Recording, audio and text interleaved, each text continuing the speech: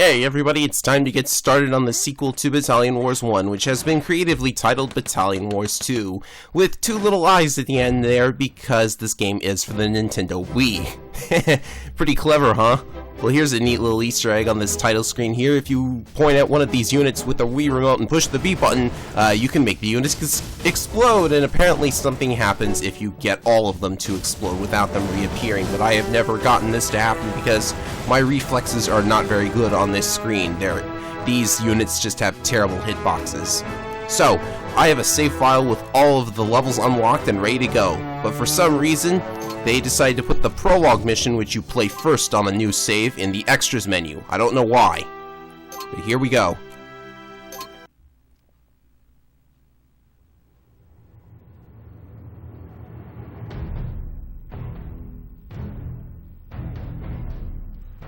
Centuries ago, a dark shadow was cast over the globe.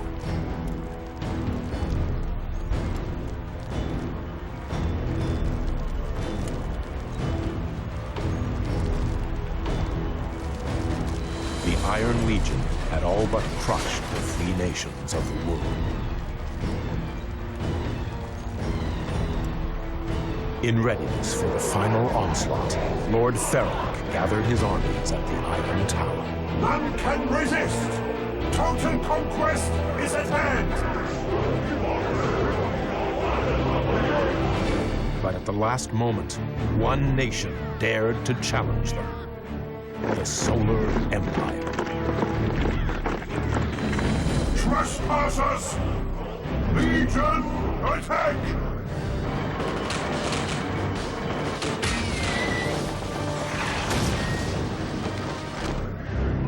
There was little hope of victory, but Empress Ka-Len had hatched a desperate plan. Hurry, brave warriors.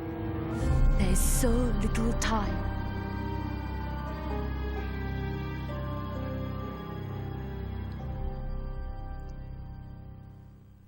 I'd get used to cutscenes and bad voice acting for you. It's gonna get pretty rough in that regard.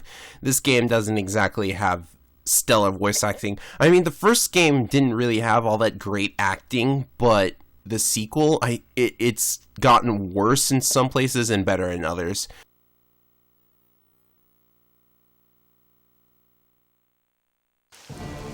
Your attention, Commander. In this staff, we hold the key to the destruction of our enemies, the Iron Legion.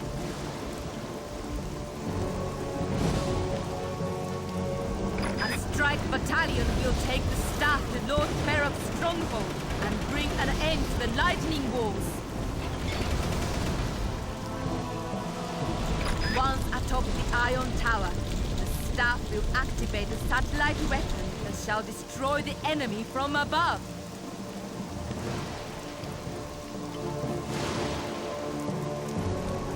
Empress Ka-Len's army stands on the brink of ultimate defeat! Annihilate them! Lord Prologue commands you!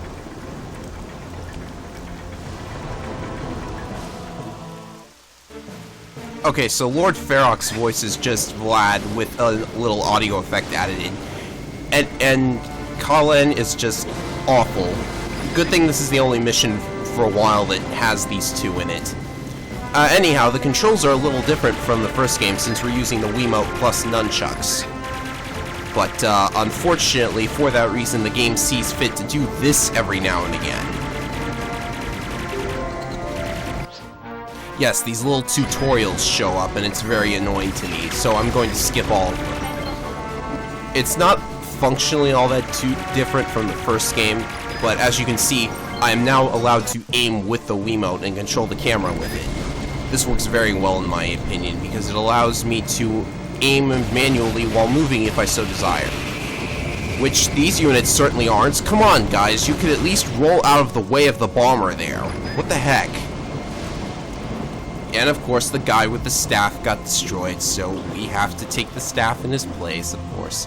Now, here's an annoying thing about Battalion Wars 2. It inserts little cutscenes like that in the middle of the level, whereas in Battalion Wars 1, it was just, one straight level. There were no cutscenes in the middle of the level.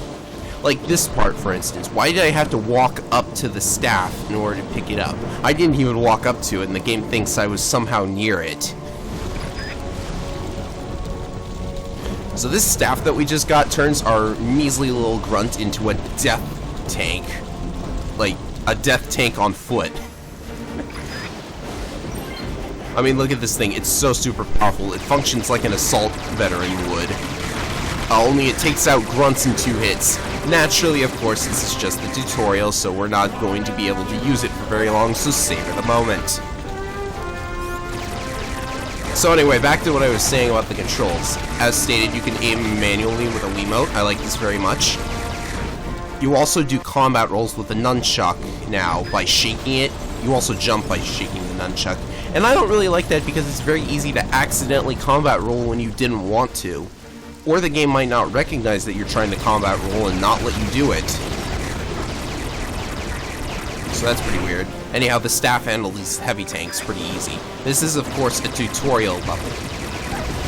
That's kind of why it's the prologue, and that's also why it has no rank. You don't get ranked for this stage, which is a darn... well, you know, it's a really easy level, so I guess I don't care about not being ranked. But, you know, maybe they could have some sort of additional challenge or a hard mode. Yet again, in this game, there's no hard mode, which considering that there are only 20 levels in this game, for single player, mind you, it feels like they kind of just wanted to focus on multiplayer instead of, you know, creating a great single player experience. And there are a few choice levels in this game, don't get me wrong. But, you know, considering that there are cutscenes in the middle of missions, which, you know, we didn't need that in the first game. We also didn't need those little tutorial screens. They are into spades in the next few stages. So yeah, this game kind of has a rough start, but... oh, here's a fun little thing here. This mission has a battle station in it, but because we've got the staff, we're completely invincible. It's a good thing that the staff doesn't exactly run out of energy until a certain point in the stage. Yes, it arbitrarily runs out of energy after you destroy this battle station. It's not even going to get to... okay, it shot at me once, but it barely did any damage. Now, see, why couldn't the battle station have exploded as soon as its life meter hit 0? This cutscene is completely pointless. So anyhow, now our staff is arbitrarily out of juice or whatever. We can't actually shoot anything anymore, but luckily... These rifle grunts have conveniently survived the attack, so they're going to join us, and now we have actual ways to destroy enemies. Gosh. I have a feeling the stage could have been handled better. I mean, again, it's just the tutorial, but I'm already out of things to talk about. Okay, how about I talk about commanding units? Go away, tutorial. So, the way you command units in this game is that you use the control pad to select a unit, and then you use the A button to give orders such as follow me, stay here, etc. But one thing that they threw out from the first game is that you can no longer point at a specific place and order your troops to go to that location, and attacking works the same as always. Lock onto the target and hit A. Now, you can't direct units to a specific position, which I really don't like. I don't see why they threw that out. I mean, was there not an extra button? Let's see. All of the nunchucks buttons are used. All of the Wiimote's buttons are used except for 1 and 2, which are used in multiplayer, which we will get to. So I guess they never thought, hey, there should be a way to direct units to a specific position, maybe by locking on to absolutely nothing and hitting A. Oh well. Messing around the ammo dump here, trying to get myself killed. Apparently the staff bearer is invincible at all times. Anyhow, the level ends as soon as I enter that little door there. Which unfortunately means you're going to miss out on some dialogue, but it probably wasn't too substantial anyhow.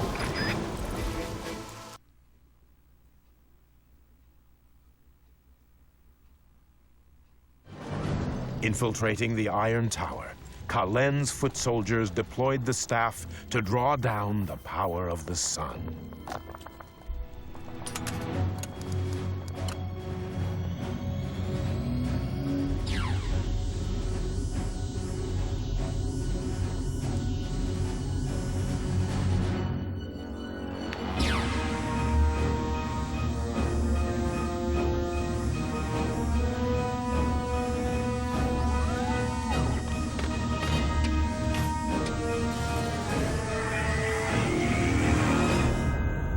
Infiltrators!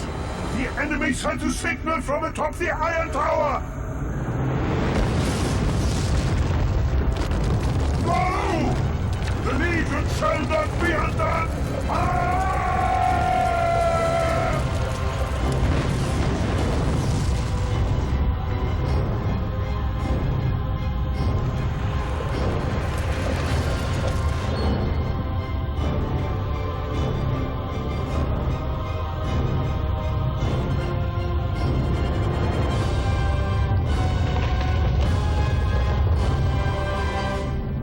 Thus was the Iron Legion ended. But in the ashes of its defeat, the seeds of vengeance would be sown.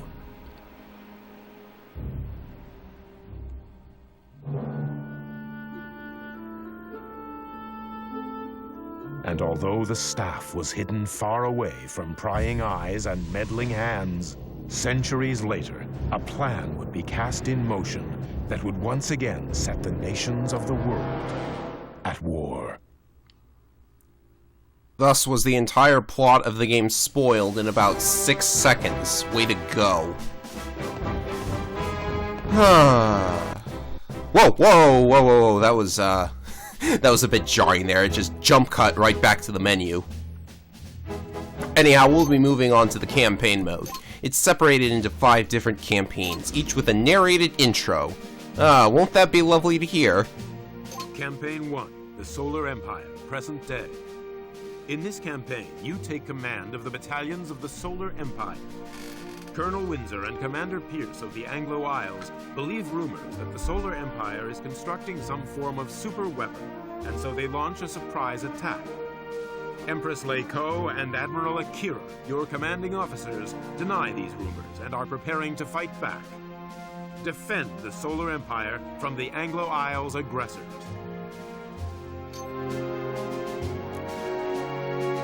The Anglo Isles have launched a surprise attack on the outlying islands of the Solar Empire.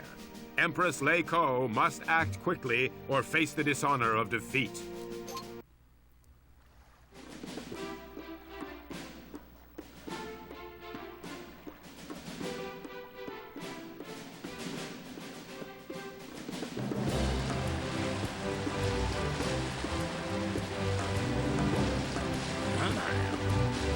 Glad we got posted to the Solar Empire, General? Garrison duty has its perks, I suppose.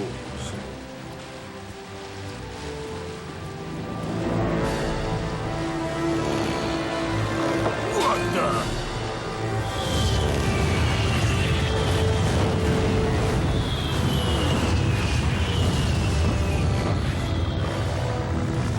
You better be right about this superweapon, Colonel Windsor.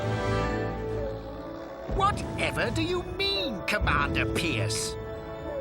Anglo military intelligence is second to none. Ah!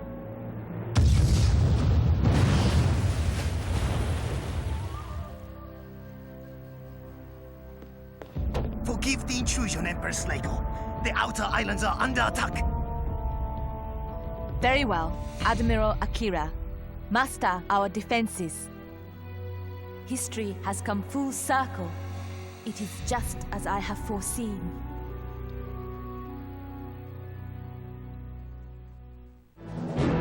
Okay, there are way too many cutscenes in this game, and I...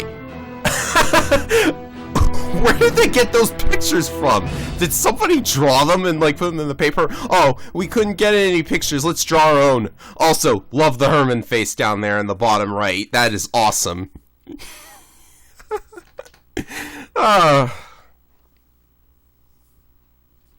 I'm not going to talk about the plot of this game because it's really bad, not that anyone cares, yada yada yada. Let's get right on to the first actual mission of the game, which is graded and should therefore not be a tutorial. Come in, Commander. This is Empress Leiko. The Anglo-Als have attacked, leaving devastation in their wake.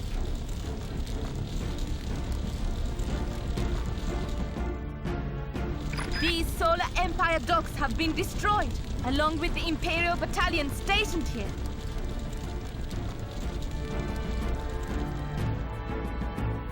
You must defend this airbase from further attack by Colonel Windsor. The sanctity of our homeland rests in your hands.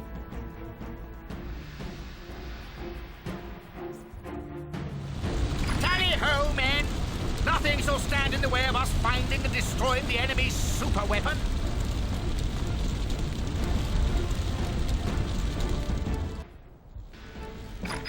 Alright, let's get started, and we only have a single grunt. Anyhow, the first thing we're supposed to do in this mission is find the other grunts, which teaches us how to use the map screen to locate the giant flashing gold star, which we can see anyways.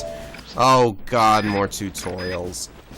Come on, game, in Battalion Wars 1, they handled the tutorial just fine in the span of about 3 missions. Here they're taking like 6. The Solar Empire campaign is unfortunately nothing but tutorials, which means you don't get to use any of their tougher units. Anyhow, let's shoot this heavy tank out of the way. Even though it explodes when we're standing right next to it, we take hardly little damage. And here's another thing I hate about this level. Another cutscene is coming up. We see the enemy airdrop some grunts in front of us. Obviously, you know, they don't send in flame veterans or anything. So we gotta shoot them up, right? Actually, no. The cutscene is going to take care of that for us. Couldn't they have let me use these flame veterans? Also, they're called flame veterans. They used to be called plasma, but now they're just flame veterans. That's another change. No unique unit names, which I actually like because, you know, it would just get confusing since we're obviously going to be playing as, like, all the different nations instead of just the Western frontier. You don't want to get used to one set of names and then be confused when you get a plasma unit and wonder what that even is. Okay, we can actually fight these guys for once. First real combat of the mission, and it's just a bunch of grunts. Well, this isn't looking good for the first levels, Oh, hey, that's a neat thing. I never noticed that statue was there. That is cool looking. Shame you can't destroy it. But, that statue is probably valuable to the, honor and sanctity of the Solar Empire or something. Here we see a single bazooka veteran trying to destroy a bunch of anti-air vehicles. A single bazooka veteran. Couldn't you put 2 there? Make this a little harder. Oh, and that first shot he got off in the cutscene, that counts against you. I think. Because, you know, obviously you see that the cutscenes are a little dynamic. Like, action is still going on while the cutscene is playing. Excuse me. So as we saw, those flame veterans automatically attacked those grunts earlier. That scene can go differently, but flame veterans always win, obviously. That'd be just silly if they didn't. Anyhow, I'm rambling. I want to take control of the anti-air vehicle here, but it's not letting me because they haven't taught me how yet. You shouldn't know that already. Instead, we have to teach you how to order the anti-air vehicle to attack the bomber, and then... Okay, now it wants me to take personal control of the anti-air vehicle, but it's not letting me still. I have to wait for this stupid little tutorial thing to come up. And you can't even take control of it by highlighting the unit on the little menu down there and holding A. You have to, like... You have to lock onto it and hold A. 2 different ways of accomplishing the same thing, and they don't let me pick the one that I want to do. Anyhow, Now it's time for the enemy to spam bombers, even though I have an anti-air vehicle that can destroy them in only 4 hits. Again, we have a sort of situation where the enemy has to be incompetent because it's a tutorial level. And later on, when we actually play as them, they're going to win because now we are controlling them. Spoiler alert, we're going to be playing as the Anglo-Isles in a couple of missions. Of course, we would be playing as them if we were in multiplayer anyways. So I'm circling around this flag while the game tells me how to re-raise flags in this game. Lock onto it, order the infantry unit to re-raise it. Done deal. And now to drive out to where the air units spawn so I can shoot them down as soon as they're... this situation seems kind of familiar, driving an anti-air vehicle out to where things are going to spawn so that they can be shot down immediately then. Oh well, we have T-copters. I'm sorry, air transports. Wow, that is stupid. Air transport. Anyhow, they get shot down in 4 hits too. The reason it only takes 4 hits to shoot them down is because each level has a sort of defined attack bonus that the player gets, which gets lower and lower as the game goes on. It's tech stuff. I can explain it further in the ROM hacking episode. Or game modding episode. I guess this isn't technically a ROM, it's an ISO. Anyhow, let's launch nothing but bombers and air transports. No, we don't need a light tank or anything like that. And as soon as that air transport gets destroyed, that's the end of the level. Excellent work, Commander. You secured the airbase.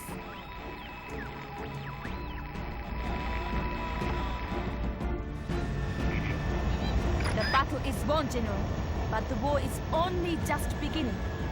I fear my honorable nation shall never know a lasting peace.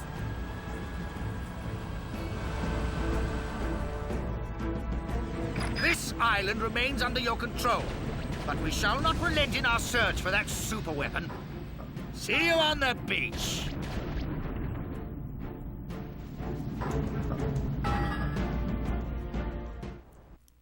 Also, did anyone notice that those bombers at the end there, I saw them actually fade into existence instead of just popping into existence? Pretty neat. Anyhow, the scoring screen here will actually tell you how many units you've destroyed, how many died, how much time you took. Makes it a little easier to devise a plan for an S rank, which is very nice.